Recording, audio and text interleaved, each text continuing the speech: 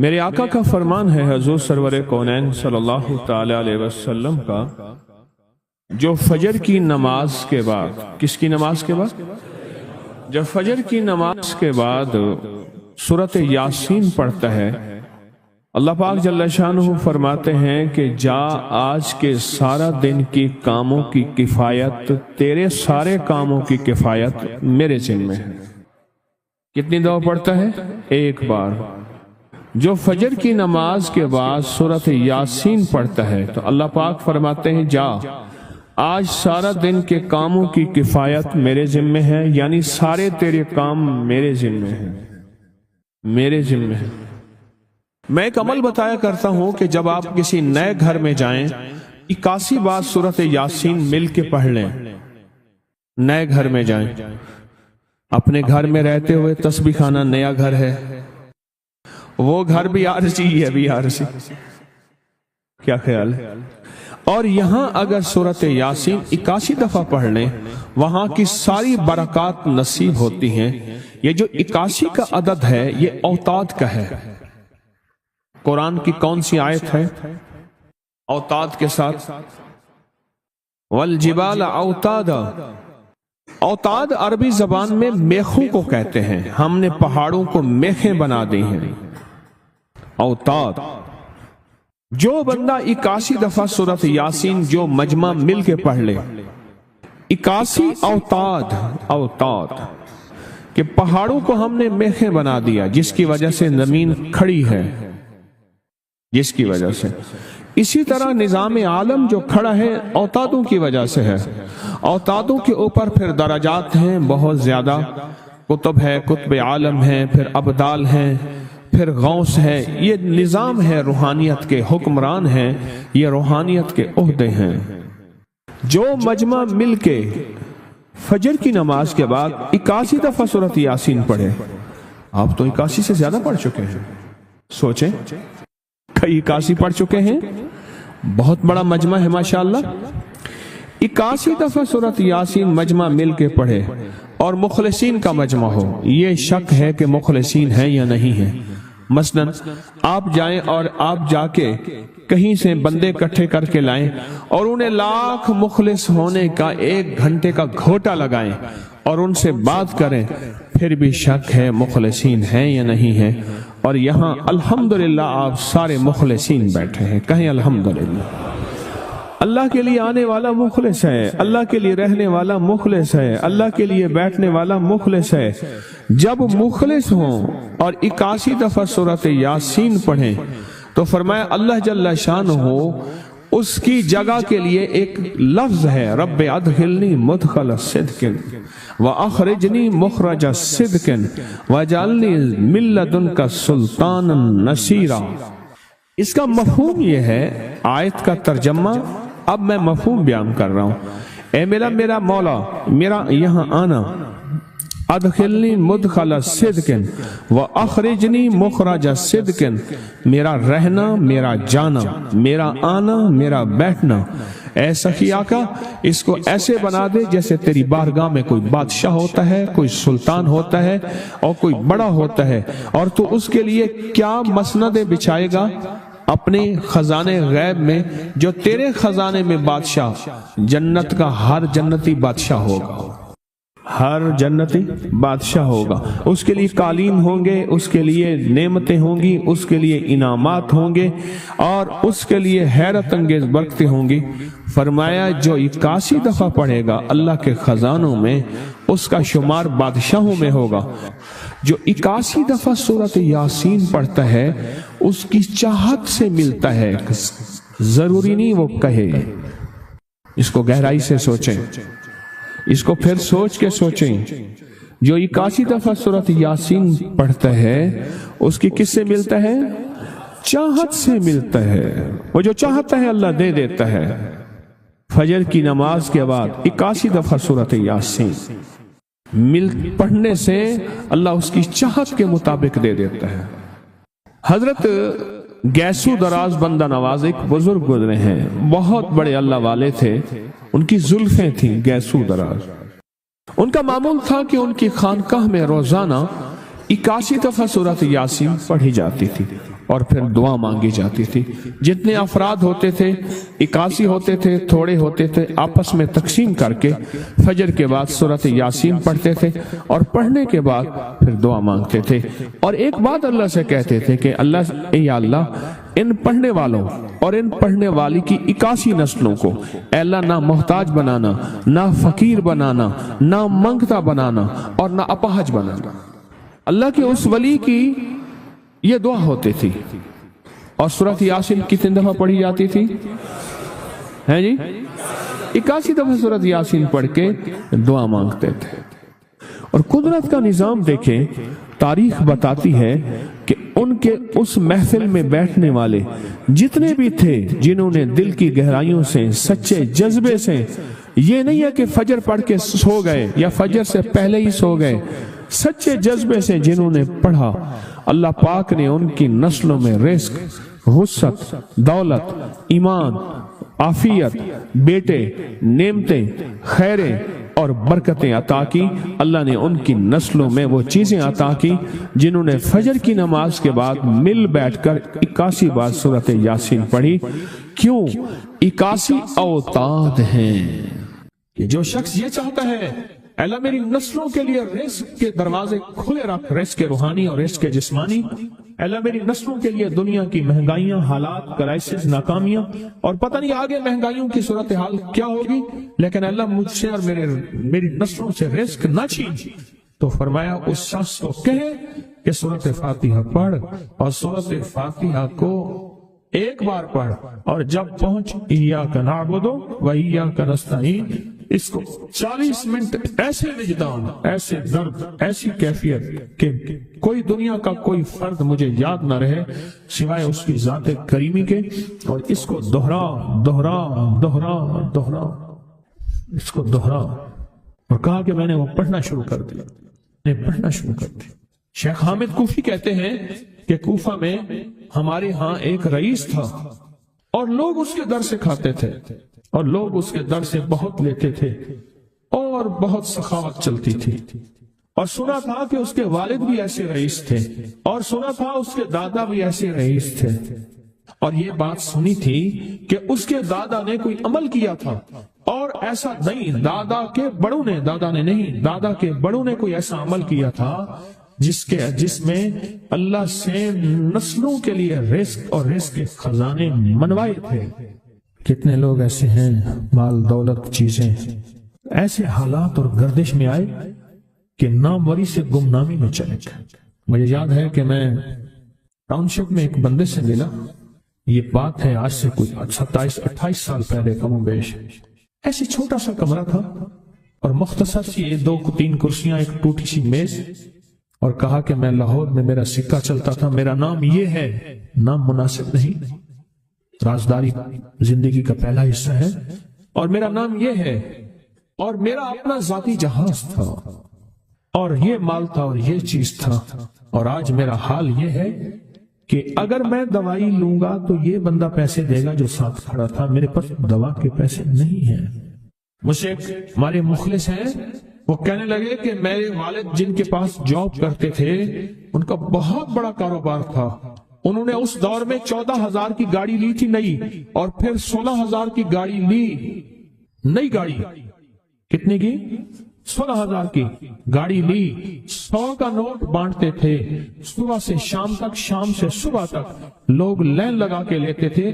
और जिस दौर में 250 रुपए के 5 मरले जगह मिलती थी, 250 फुट जगह मिलती थी ना, 125 फुट, 125 जगह मिलती, 5 मरले 250 रुपए की, और वो बेचते थे। और फिर एक वक्त ऐसा आया हर चीज खत्म हो गई।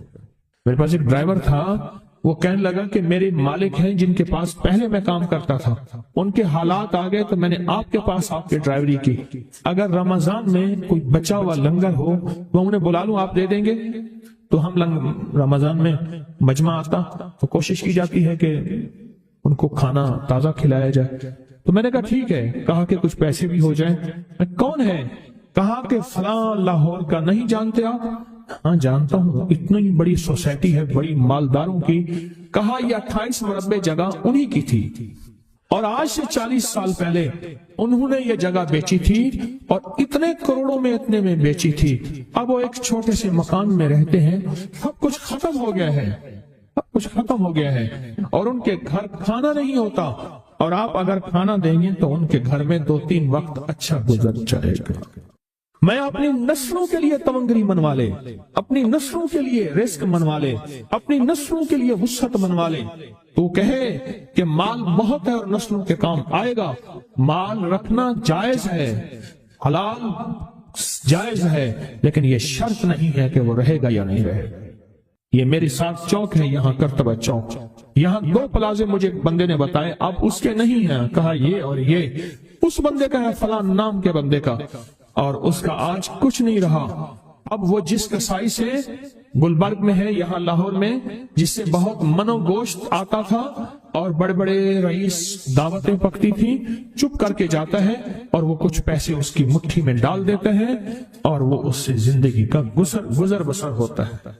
میں یہاں لاہور میں فیروز پور روڈ پہ ایک جگہ گیا تو انہوں نے وہ جگہ پہ کھڑے ہو کے دکھایا, وہ سامنے جو بنگلہ ہے, میں نے کہا وہ تو محل ہے. کہہ رہے یہ اس بندے کا ہے. اب ایک کمرہ اس کو ہم نے دیا ہوا ہے اور وہ بنگلہ, وہ محل, وہاں وہ کھڑکی اس طرف کی بند رکھتا ہے کہ میری نظر اس پہ نہ پڑے. وہ سب کچھ اس سے چھن گیا ہے. سنیں, یاد رکھیں, جو اللہ کے خزانوں سے ملتا ہے وہ تیری جیب سے جا نہیں سکتا. وہ دنیا کی جیبوں اور مالوں سے جو ملتا ہے وہ تیری جیب میں رہ نہیں سکتا. یہ جو عمل ہے نا, نسلوں کے لیے رزق منوانا, برکت منوانا, نسلوں کے لیے, نسلوں کے لیے رزق منوانا, نسلوں کے لیے برکت منوانا, یہ جو عمل ہے, بس اب میں نے آپ کو عرض کیا نا کہ آپ پوچھیں کتنا دن کریں گے. میں نے کہا دل خود بولے گا, من خود بولے گا, اندر خود بولے گا. میں نے آپ کو کچھ واقعات سنائے ہیں, بڑی بڑی ہستیوں کے واقعات, بڑی بڑی ہستیوں کے واقعات. یہ اس میں سعودی عرب مکہ مکرمہ میں ایک جگہ ہے, اس کا نام خالدیہ ہے سوسائٹی. میں وہاں ایک عرب سے ملا, شیخ ابو ترکی اسے کہتے تھے. تو اردو عربی تو مجھے آتی نہیں, بس تھوڑی بہت ایسے شدھ بدھ ہے. تو وہ تھوڑی ہی دیر میں کہتے تھے, ایسے اٹھتے تھے نا, کہتے تھے اللہم ایاک نعبد و ایاک نستعین. میری ان سے چند ملاقاتیں ہیں. بوڑھے تھے, بابے تھے, کہ ان کے بڑے آئے تھے, اصل میں خلافت عثمانیہ تھی تو ان کے بڑے ترکیہ سے آئے تھے, تو پھر مکے میں رہتے تو وہیں کے ہو گئے. ان کا جو خادم تھا وہ اردو بولنے والا تھا اور انڈیا کا تھا, اس سے میرا تعلق تھا.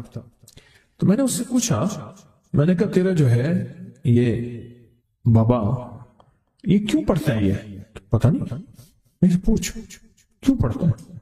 اس نے کہا جلالی بابا ہے. تو کہے گا مجھ سے. میں نے کہا میرا کہے. اچھا, وہ میرے اشارے دیکھ رہا تھا تو اس نے ابھی سے پوچھا کیا کہتے ہیں. اس نے ڈرتے ڈرتے کہا کہ جی آپ یہ کیوں پڑھتے ہیں. تو بڑا خوش ہو گیا, کہنے لگا پہلا بندہ ہے جس نے مجھ سے پوچھا, آج تک کسی نے پوچھا نہیں, پہلا بندہ ہے جس نے مجھے یہ پوچھا ہے. کہا جب ہم چھوٹے تھے ہمارے پاس بہت غربت تھی اور تنگ دستی تھی, تو میرے والد ہمیں بٹھا لیتے تھے اور ہم سورۃ فاتحہ پڑھتے تھے, اور جب پہنچتے تھے نا ایاک نعبد و ایاک نستعین پر, تو پھر اس کو میرے والد کہتے تھے دہراؤ, بہت زیادہ پڑھو, بہت زیادہ پڑھو, بہت زیادہ پڑھو, بہت زیادہ پڑھو. کام پڑھتے تھے, بہت زیادہ پڑھتے تھے, بہت زیادہ پڑھتے تھے. اور کہا میرے والد پھر دعا کرتے تھے اور ہم آمین کہتے تھے, اور میرے والد کہتے تھے چلو مبارک ہو, ہمیں جو ہے اللہ پاک وہ فلاں چیزیں, وہ حلاوے, وہ چیزیں کھلائیں گے. کہہ رہے ابے کو دیکھتے تھے, ابا جی ہمارے پاس تو پیٹ بھر کے روٹی نہیں ہے, آپ کہتے ہیں اللہ وہ کھلائے گا, وہ کھلائے گا. اور ابا ایسے خوش ہو جاتا تھا. کیوں؟ ابے کو یقین تھا کہ سورۃ فاتحہ اس کریم نے قبول کر لی اور میرا کام ہو گیا. وَمَن يَتَوَكَّلْ عَلَى اللَّهِ. ہاں میرے بندے, میری ذات پہ بھروسہ کر کے دیکھ, میرے قریب آ کے دیکھ, مجھ سے دوستی لگا کے دیکھ تو صحیح, میں کر کے دکھاؤں گا. حضور سرور کونین صلی اللہ تعالی علیہ وسلم کا فرمان ہے, انس بن مالک کی روایت ہے کہ لوگوں سنتے ہو جو شخص اس چیز کے سے متعجب ہو کر, سنیں غور سے سنیں, انہوں نے فرمایا لوگوں سنتے ہو جو کسی شے سے متعجب ہو کر لا الہ الا اللہ کہتا ہے اللہ ہر حرف کے مقابلے میں ایک ایک درخت پیدا کر دیتے ہیں جس کے اتنے پتے ہوتے ہیں جتنی دنیا میں دن، اور ہر پتا اس کی قیامت تک کے لیے اس کے لیے مغفرت کرتا ہے اور تسبیح پڑھتا ہے۔ وہ تعجب ہوا، ہاں لا الہ الا اللہ، اچھا فلاں جیت گیا، واہ لا الہ الا اللہ، فلاں ہار گیا، اچھا فلاں بندے کے ساتھ یہ ہوا، فلاں واقعہ یہ ہوا، متعجب ہو کے کیا پڑھا؟ لا الہ الا اللہ، بس اتنا سا لفظ پڑھا، اور اتنے سے لفظ پڑھنے پہ اب وعدے سوچیں، کیا وعدے ہیں؟ میں کہ اللہ ہر حرف کے بدلے میں، اب لا الہ الا اللہ، اب اس کے جتنے حرف ہیں آپ گن لیں، ہر حرف کے بدلے میں اللہ کیا کرتا ہے؟ ایک درخت پیدا کرتا ہے، اور اس کے پتے کتنے ہیں؟ معلوم ہوا کہ درخت کتنا بڑا ہے، بڑا ہوگا تو اتنے پتے ہوں گے، جتنے پتے جتنے دنیا میں دن، جب سے یہ دنیا بنی ہے کتنے دن ہوں گے؟ سال میں 365 دن ہے، دنیا بنے کو کتنے لاکھ سال کہتے ہیں؟ کوئی 5 کہتا ہے لاکھ سال، کوئی 6 سال کہتا ہے، کوئی لاکھ، پتہ نہیں کتنے لاکھ اندازے ہیں، اتنے دن ہیں، خربوں سے خربوں نیکیاں، خربوں سے خربوں نیکیاں، اسی وقت بیٹھ کے یوں سمجھ لو 1 منٹ میں جتنے دنیا میں دن ہیں، اور پھر وہ درخت، آگے سنیں، وہ درخت اس کے لیے قیامت تک مغفرت چاہتا ہے، اور وہ تسبیح پڑھتا ہے، اور اس تسبیح کا سارا ثواب اسی کو جاتا ہے۔ ایک بابا جی تھے، ان کی قوم عالیمان قوم ہے، عالیمان کہتے تھے، نام یاد نہیں۔ میں نے بابا جی سے پوچھا، میں کہا بابا جی کاروبار؟ آکے جھانبا، یہ ایک مخصوص لفظ ہے ان کا۔ میں نے کہا آپ کیا کاروبار کرتے ہیں؟ آکے جھانبا مارتا ہوں۔ جھانبا اصل میں کہتے ہیں درخت کا ایک بہت بڑا لڑا اور شاخ ہو، اس کو جب گھسیٹیں گے تو اس کے ساتھ پتے، چیزیں، شاخیں، تنکے، بہت سی چیزیں اکٹھی ہو کے، سمجھ گئے نا، اس کے ساتھ آتی ہیں، اس کو آپ گھسیٹتے جائیں، جو کچھ دھاگا پڑا ہے، رسی پڑی ہے، شاپر پڑا ہے، لفافہ پڑا ہے، اسی کے ساتھ سمیٹتے آئیں گے، تو وہ بہت سی چیزیں ساتھ لے آتا ہے۔ میں نے اس سے پوچھا کاروبار کیا؟ کہہ رہا بس میں جھانبا برینا، بات ہوا نے بات۔ وہ جھانبا کیا تھا؟ وہ 3 چیزیں بیچتا تھا، بازار کے ایک کونے سے دوسرے کونے تک۔ دانتن نہیں ہوتا یہ خواتین، اس کے گلے میں ہوتا تھا، ساتھ ایک کٹر ہوتا تھا، ایک وہ بیچتا تھا۔ دوسرا عطر ہوتا تھا، جس کو والے کہتا کپڑا پھٹ ونجے خوشبو نہ ونجے، اس کے بعد میں الفاظ تھے، کپڑا پھٹ جائے خوشبو نہ جائے۔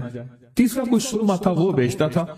شہر کے دروازے ایک بازار کے چلتے پھرتے ایسے، اس کو وہ جھانبا کہتا تھا۔ وہ کہتا تھا میں تھوڑی دیر کام کرتا ہوں، روزی بن جاتی ہے، مرتا ہوں۔ یہ ایک دفعہ جو کلمہ پڑا، اس پہ اتنا بڑا جھانبا لگا، متعجب ہو کر، تعجب میں آ کے ایسی کہا، اچھا لا الہ الا اللہ۔ اللہ پاک فرماتے ہیں جا تیرے ہر حرف کے بدلے، لا الہ الا اللہ کے کتنے الفاظ ہیں میں؟ 12 تقریباً کہہ رہے ہیں آپ، کوئی مجھے 100% بتائے۔ 12، اگر 12 بھی ہے تو ایک 12 پہ ہر حرف پہ کتنے درخت؟ ایک درخت، اور درخت کتنا بڑا؟ اتنا بڑا کہ اس کے پتے اتنے ہیں جتنے کائنات کے دن ہیں۔ عدد خلقہ ورضا نفسہ وزنۃ عرشہ ومداد کلماتہ، جی 12 اس کے حرف ہیں، تو آپ نے تو بیٹھے بیٹھے کمائی کر لی۔ یہ مومنانہ مزاج ہے۔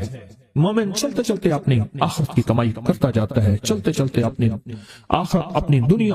اچھا پھر ایک اور فائدہ ہوگا، جتنی اس کے لیے درخت پتے تسبیحاں کریں گے اتنا اس کی نیکیوں میں اضافہ ہوگا، اور جتنا نیکیوں میں اضافہ ہوگا اس کی رحمتوں کے یہ نور میں آتا جائے گا، اور جتنا نور میں آتا جائے گا اس کی بلائیں، آفتیں، مصیبتیں ٹلتی جائیں گی، اور جن بلاؤں، آفتوں، مصیبتوں کو جادو، جنات، نظر بد، بیماریاں، تکلیفیں، حادثات، گلیاں بند ہونا، راہیں بند ہونا، رزق بند ہونا، صحت بند ہونا، مشکل، یہ سب ایسی ٹلتی اور کٹتی اور ہٹتی جائیں گی، ایسی ہو جائیں گی۔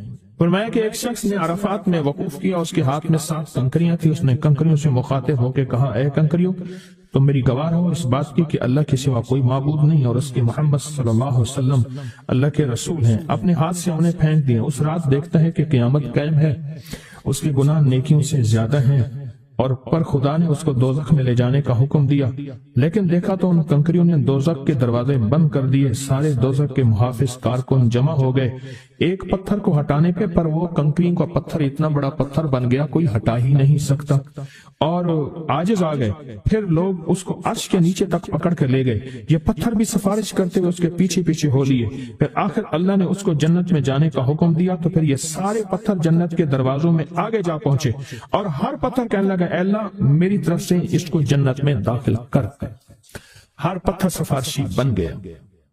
ہے کہ جو بندہ سارا دن ذکر کرتا ہے، جو درخت ہوتا ہے وہ اس کے لیے قیامت کے دن گواہی دے گا، پہاڑ ہے وہ گواہی دے گا، پتھر ہے وہ گواہی دے گا، زمین ہے وہ گواہی دے گا، حتیٰ کہ یہاں تک فرمایا کہ وہ پہاڑ جھومتا ہے، وہ جگہ جھومتی ہے جہاں اللہ کا ذکر ہوتا ہے اور جھومتی ہے، اور دوسرے پہاڑوں دوسری جگہوں پہ فخر کرتی ہے، قیمت پہ وہ بندہ آیا ہے جو اللہ کو یاد کر رہا ہے۔